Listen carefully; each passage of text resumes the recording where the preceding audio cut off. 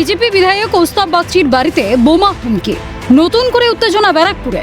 বুধবার রাত 9:55 ব্যারাকপুর পুরসভার 10 নম্বর ওয়ার্ড ব্যাংক পার্কে কৌস্তব বাগচির বাড়ির সামনে দিয়ে একটি বাইকে 3 দুষ্কৃতী আসে।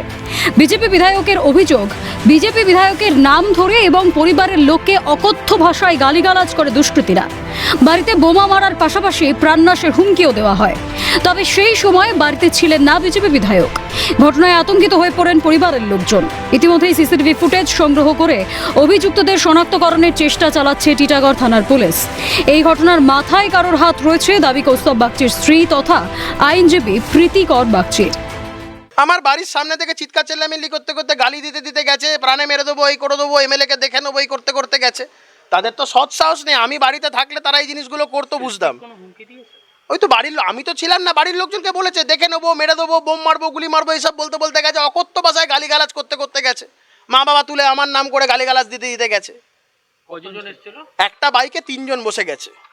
9:55 20 সেকেন্ড ওই বাইকে করে ছেলেগুলো আবার ব্যাক করে এলো, এসে এখানে বাইকটাকে একটু স্লো করলো, স্লো করে বলে গেল যে বোম মারবো, গুলি মারবো, এবার জানে শেষ করে দেবো বলে তার সাথে আরও 2টো স্ল্যাং নিল। দিয়ে যেই উপরে তাকালো দেখলো আমি আছে, খুব জোরে বাইকটাকে চালিয়ে বেরিয়ে গেল।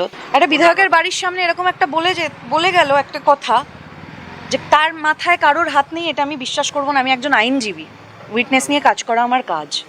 সুতরাং আমি জানি যে এরকম কেউ দুম করে একটা পথচলতি কেউ 2-4-3টে ছেলে এসে একটা সিটিং এমএলএ যাদের গভর্নমেন্ট রয়েছে, বিরোধীও না, যদি বিরোধী হতো তাহলে ওনার ভাবা যেত যে বিরোধী দলের একজন নেতা তার বাড়ির সামনে গিয়ে শাসক দলের কেউ বলে গেছে।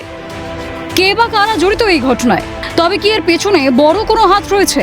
রাজনৈতিক প্রতিহিংসা থেকে এই বিধায়কের বাড়িতে হুমকি, নাকি বিধায়ক বাড়িতে না থাকায় পরিবারকে আতঙ্কে রাখতেই হুমকি? হিমাদ্রি শেখর ভট্টের রিপোর্ট, ক্যালকাটা নিউজ।